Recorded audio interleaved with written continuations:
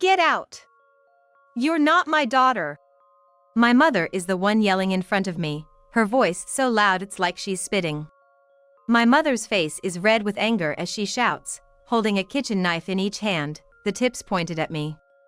I can't support a leech who doesn't even contribute to living expenses. Contrary to my mother's accusation, I contribute over $2,500 monthly, more than half of my income, to our household. My mother knows this, and I've explained it many times, but it seems nothing gets through to her now. There have been times before when my mother got angry and wouldn't listen, but I never thought she'd go as far as to bring out a knife. I carefully maintain a safe distance, trying not to provoke my mother further. My mother's cold voice reaches me. I should never have given birth to you if you are going to be such a parasite. My name is Emily, 29 years old. Thanks to my hard work, I now work as a systems engineer at a well-known major corporation. My interest in this field sparked from my father's influence. My father always loved computers. My father has loved machines since he was a child, and he was deeply moved the first time he saw a computer. I was excited back then, but the latest computers are incredible. Look, this one's so thin and the screen's so clear, he would say, smiling. Saying this with a smile, my father often took me, then a young girl, to electronics stores. He would take me to see the latest computer models and explain what was amazing about them. Watching my father's joyfully engage with computers, my own interest grew. Although generally a man of few words, he was always eager to teach me about computers. Eventually, I realized I was more proficient with computers than my peers, leading me to study in the College of Engineering. Without hesitation, I chose a career related to computers during my job search. Now, working mostly from home, I find my job enjoyable and have achieved notable results among my peers. The times I visit home and talk about work with my father are precious. Then, one day, my father collapsed. I received the call from my mother and rushed to the hospital. Is Dad okay? Your father suddenly collapsed, and I immediately called 911. As soon as we got to the hospital, they ran tests and said something about a subarachnoid hemorrhage. They told us he urgently needed surgery, and now he's in the operating room. I'm worried about what's gonna happen to our lives now. Oh no, Dad! I prayed for his safety while waiting. Several hours later, the doctor came out of the surgery room and updated us on my father's condition. The surgery was successful, but there might be some side effects on my father's arms and legs. Anyway, I'm just glad his life was saved. For the moment, I felt relieved. My mother, standing beside me, said, "What is Dad gonna do about work now? I'm worried whether he'll be able to work properly. If we lose our source of income, how am I supposed to live?" My mother was concerned about her future. It was always like that. My mother always thought of herself first. Seeing my mother like this made me feel sad all over again. During my father's hospital stay, I visited several times, and true to the doctor's words, my father seemed to have difficulty moving his limbs. Even with rigorous rehabilitation before discharge, it seemed the after-effects would remain. While in the hospital, my mother brought only the bare essentials for him and would leave quickly. My father decided to take early retirement, realizing that commuting to his current job was too time-consuming and his condition made it impossible to continue working. Also, since living alone was difficult and my father needed care due to his condition, I talked to my mother about it. "Dad's gonna have a hard time living alone with his condition, Mother. I hope you can help take care of him." I didn't really expect my mother to agree. "I'm too busy with my own things, I can't take care of him." My mother responded instantly, just like that. I felt disappointed. She was never the type to prioritize family since I was little. She was always the kind of person who put herself first. However, believing that she did have love for my father, I thought she would extend a helping hand to him in his current state. But even this time, my request for my mother's to help with my father's care was refused. "I see, I understand. Then I'll move in and live there to take care of Dad myself." "That would be a big help. When can you come?" Since my job was primarily remote work, I figured I could balance it with caregiving as long as I had a computer and could do online meetings. I knew it would be a tough life balancing work and care, but I decided to move back to my parents' house and to live with them, for my beloved father. On the day I moved back, as I was packing my things, my mother approached me. "Hey, about meals, make sure breakfast is ready by 7 a.m., okay? It'd be good to have healthy options like oatmeals and eggs, or salad, considering health. And keep the trash in small bags to avoid smells, I hate that. Oh, and remember to take out the trash on Mondays and Thursdays. And make sure to clean every day. Oh, I'm so glad you came back home." My mother had said she would take care of herself when I decided to move back, but she suddenly changed her attitude and started to push all the household chores onto me. However, despite my mother's demands, I noticed that the house was quite messy. It seemed my mother hadn't been doing much housework all this time. As expected, I ended up doing all the housework while my mother did nothing at all. Moreover, my mother was often out, living a carefree life. Now, I was busy with not just work and caregiving, but all the household chores too. My father, who had lost some weight, would say, "I'm sorry for being a burden. You have your work too," but I would just shake my head slowly and smile. "Don't apologize, Dad. It's not your fault. I'm glad to be back home. I enjoy talking with you." When I told him this, my father seemed a bit relieved. Caring for my father wasn't as demanding as it could have been. He wasn't bedridden or unable to eat by himself. It was more about providing a little help with daily activities, so it wasn't too difficult, and I was happy to spend a lot of time with my father, like when I was a child. On the other hand, my mother, who did nothing, was always complaining. "Emily, your cooking is so bland and simple. Aren't you worried that Dad isn't getting enough nutrition? Shouldn't you add more dishes for your sick father?" Such an unfortunate daughter. Although it irked me to hear my mother criticize my cooking while quickly finishing her plate, I seriously considered her words when she brought up my father. Considering my father's age and smaller appetites, I thought it might be easier for him to eat if I served more small dishes instead of large platter meals. I increased the number of dishes, but my mother didn't say anything. However, a few days later, my mother complained again, "There are too many dishes lately. We're old, we can't eat that much. Don't you know how to save money, living alone all this time?" She said this while finishing her meal, so I couldn't help but respond. "It was you who told me to increase the number of dishes. I did it to make sure Dad doesn't get tired of the same food and to stimulate his appetite." My mother sighed heavily and stood up from the table. "What's with that tone? It's like you're doing it begrudgingly because I complained. How ungrateful. I can't believe it. It's because of your attitude, thinking every suggestion is a complaint, that you're still not married." My mother, clearly expressing her anger with her whole body, stomped off towards the sofa in front of the TV. Of course, my mother left the dishes on the table as they were. Sitting heavily on the sofa, my mother looked at me and shouted, "Coffee." As if I would make it for my mother, I continued clearing the table, but then she threw a cushion at me. "Come on, make the coffee. You're mostly home, not even going to work, claiming you're taking care of your father, but you're probably just after his retirement money. And you can't even do the housework properly, how unreasonable. Enough already. How many times do I have to say it? I switched to remote work. I'm in meetings and working even when I'm in my room." No matter how I explained it, my mother refused to understand anything about remote work. In my mother's eyes, I seemed to be an unfortunate child who came back home under the guise of caregiving, not contributing to the household expenses. How could my mother possibly think that I would withdraw my father's retirement money and spend it as I please, when I'm the one actually doing the caregiving? In the end, it's me who's taking care of my father, earning for my parents' living expenses, and doing all the household chores. I've been dealing with my mother's whims since I was young, but I've reached my limit. I feel bad for my father, but I just can't live with all three of us under the same roof. That's what I decided, and a few days later, I accompanied my father to his rehabilitation.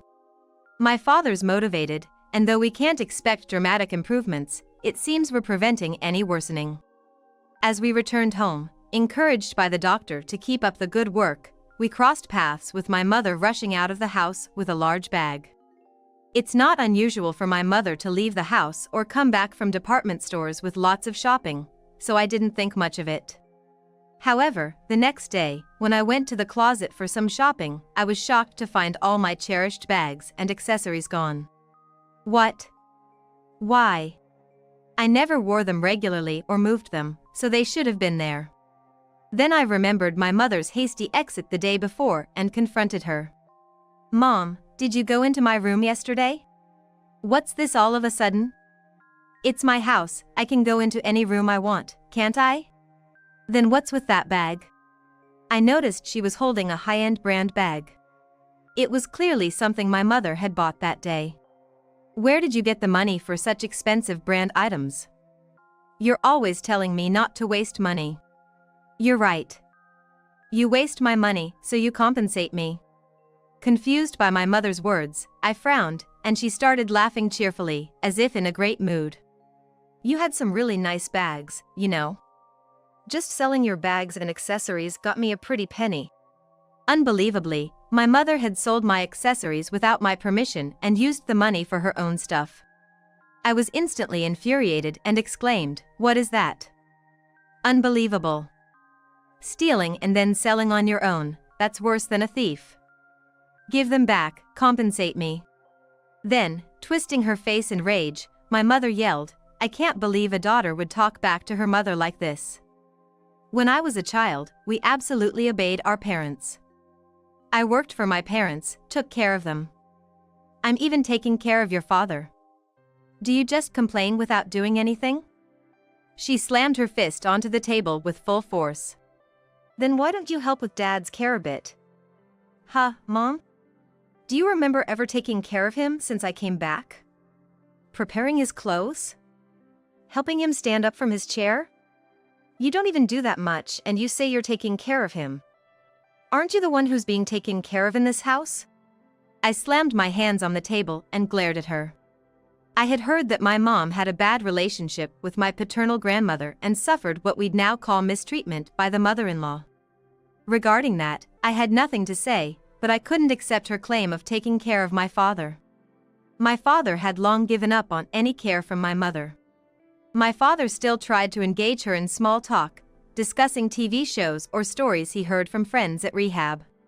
However, whenever my father started a conversation, my mother would quickly leave the room. How could my mother confidently claim to be taking care of him when she did nothing? Lost in thought, I slowly lifted my hands from the table. My mother turned her back to me without a word, heading to the kitchen. I sighed, thinking she was escaping the conversation, but to my surprise, my mother returned quickly. Approaching briskly, my mother held a kitchen knife in each hand. "Mom." Her face was redder than I'd ever seen. Trembling with anger, my mother shouted at me louder than I'd ever heard. "Get out of this house. You're just a parasite, living here for Dad's retirement money." In that moment, I realized none of my words had ever resonated with my mother. To my mother, no matter how much I cared for my mother or worked, I was nothing but a pest. "I'll move out as soon as I find a new place," I said, slowly backing away and maintaining distance. Seeing that my mother wasn't moving, I rushed to my room. I thought I wouldn't feel anything being rejected by such a strained relationship with my mother, but tears wouldn't stop. It wasn't because I was sad. It was because of intense anger. I immediately started taking action. From that day, I began preparing to move. I consulted a colleague at work who had a friend in real estate and received their help in finding a new place.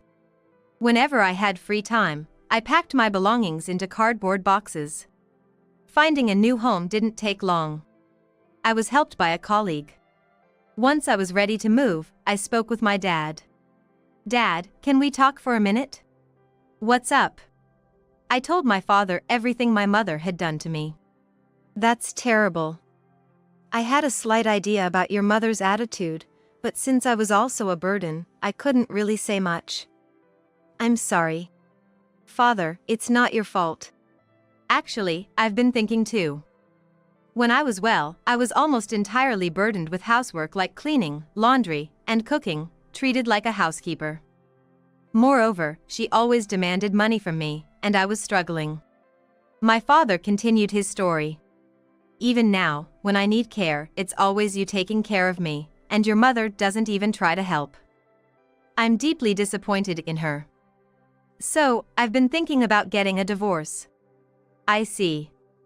You've had a hard time too, Dad.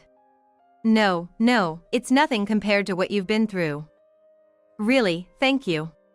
For me, coming back home and being able to be with you has been the greatest joy. That was my honest feeling. I wanted to be with my father, now and in the future. Dad, I have something to discuss with you. Aware of his feelings towards my mother, I had a plan in mind. I shared it with him. A few days later, we decided to move out while my mother was away. My mother regularly left the house every Wednesday morning to attend her hula dance class, followed by lunch with friends, returning after 3 p.m. We arranged for the movers on a Wednesday morning, ensuring my mother wouldn't be there. We loaded our belongings onto the truck. Feeling a bit sad that this was my last time in this house, I got into a rented car. Not alone, but with my father. We had decided to move out and live together, both of us wanting to be away from my mother. In the car, my father said, "Emily, are you sure about this? This could have been a good chance for you to be free from the life of taking care of me." "Don't say that, Dad. I want to live with you. That's my greatest happiness. Let's do our best together from now on." "Thank you." The move was completed by mid-afternoon, and we had convenience store lunch boxes in our new home. "Sorry, no time today, so it's just sandwich and chips. It's nostalgic. I used to eat these a lot before you came back. I never had time to cook because of work, and your mother always complained." My father laughed. Such casual conversation made this simple meal feel delicious. Just as we were taking a break and starting to unpack, the phone rang. It was from my mother. I answered it, putting it on speaker mode so my father could hear. "Hello? Why have both of you suddenly disappeared?" I could tell from over the phone that my mother was freaking out. "Why are both Emily's and your father's belongings gone? What's going on?"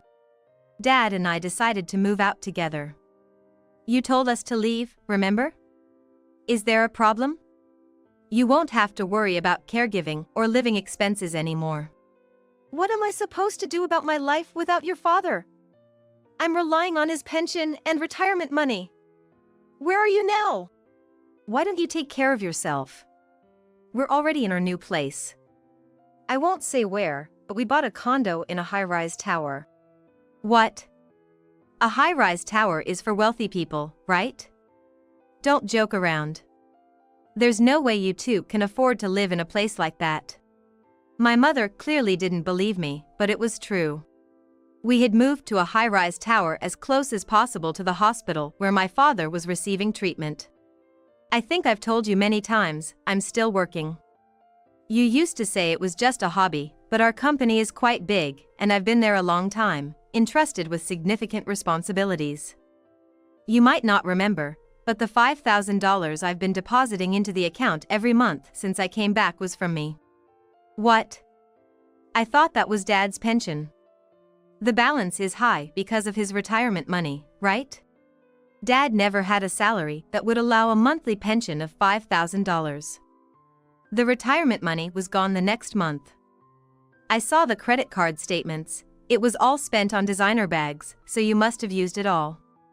That's why I've been supporting the household." "I don't know anything about that. You never told me." Realizing it was pointless to explain further, I continued. "It's not that you weren't told, you just didn't want to listen. I've told you many times. I also heard from Dad that you've always been out with friends every day, even when he was still working. You complained everywhere that he was too controlling because he managed the finances due to your extravagant spending. How can you only worry about money in such a situation?" "Emily, you knew all this and deceived me. If you have that much money, come back home right now. My mother probably saw her family as nothing more than a wallet. She didn't care about my father's condition, only about money. She managed the bank account carelessly and thought there was no problem spending freely on the credit card. I was amazed at how she could live her life like that. Fed up with our endless conversation, my father took over. I thought my words wouldn't reach you, but maybe Emily's would. It's no use. Thank you for everything. From now on, I won't interfere in whatever life you choose to live. Let's get a divorce. Divorce? Wait, what about my life? You'll be free to live your life without having to care for me. I'll send the divorce papers later, just sign them. She was truly a person who could only think of herself. I was stunned, but without saying anything more, my father hung up the phone. Sorry for making you go through all this. To my father, who said just that, I replied, Thank you, Dad. The next day, we were going to the hospital for my father's appointment. I never thought I'd be able to live somewhere so convenient. Thank you, Emily. I thought it would be better for Dad to have an easier life. Plus, the prices in this area are much lower compared to downtown high-rise apartments, so it looks like we can live more comfortably. As we were chatting, we arrived at the hospital in about 10 minutes. When the automatic doors of the hospital's entrance opened, we were taken aback. Near the entrance, on a bench, sat my mother. She seemed to have been waiting for us since the morning. Spotting us, she stood up energetically and walked toward us. What was all that about on the phone yesterday? I didn't know anything about your salary or that you and Dad were moving to a nice place. I won't allow it. Suddenly, her hand reached out toward me. My mother lunged at me and said, Let me live in the high-rise tower too. Even after all this, I was now beyond angry and just kept my cool. Why did she think speaking like this would make her wishes come true? Realizing she didn't think about our family at all made her seem pitiable. Dad and I decided this together. Just give up. I won't consider you my mother anymore.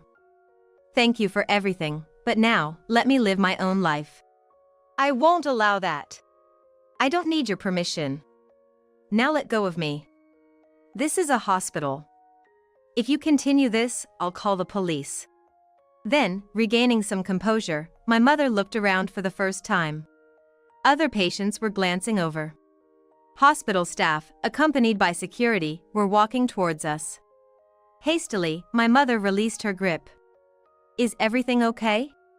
Without looking at the person who called out to her, my mother walked away as if to run away. Sorry for the disturbance. That was my mother. We had a little disagreement. I explained, watching her back as she left the hospital entrance. She seemed weaker than usual. For the next few days, my mother lingered around the hospital, searching for us. But she only acts tough with those she perceives as weaker. After being escorted out by security and scolded by other patients, she stopped showing up. That was the last time I saw my mother. Later, my father consulted a lawyer and began the divorce process. My mom was never keen on the divorce, and she was stubborn until the end, even demanding alimony.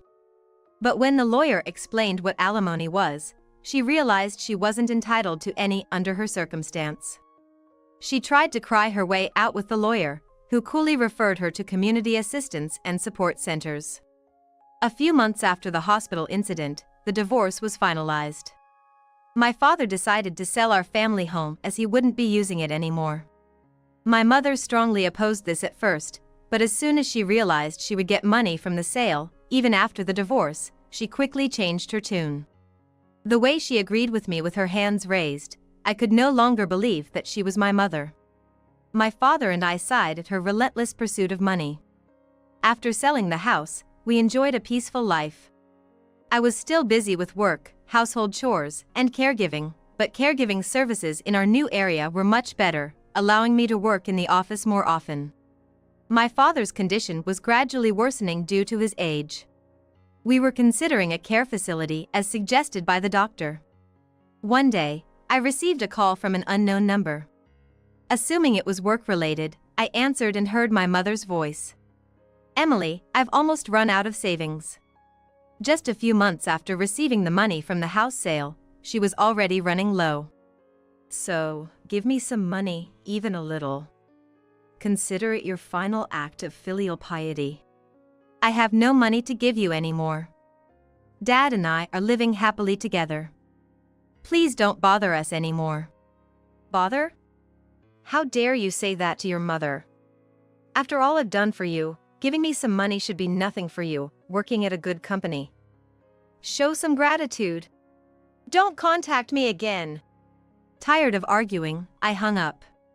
After that, I blocked her number, but she kept calling, changing her number each time. It seems my mother, initially unaware of the call blocking feature, eventually realized that calling from a different phone would get through. I blocked each new number she called from, but it was a never-ending game of cat and mouse. As a result, I had to change my own number, but thankfully, that stopped the calls. Later, through mutual acquaintances, my father heard about my mother. She was living in a rundown apartment on the outskirts. My mother, who had never worked before, was now somehow managing to get by with part-time work. No longer able to afford her hobbies, she was just getting by. This was the kind of information that came to my ears. Maybe she's finally learning to live as a person. My father said. Perhaps it was my fault for spoiling her. Thinking that was the case, I murmured softly and asked my father, who sighed deeply. Are you happy now, Dad? Smiling at me, he replied. Of course. Thank you, Emily. I'm sorry I caused you so much trouble.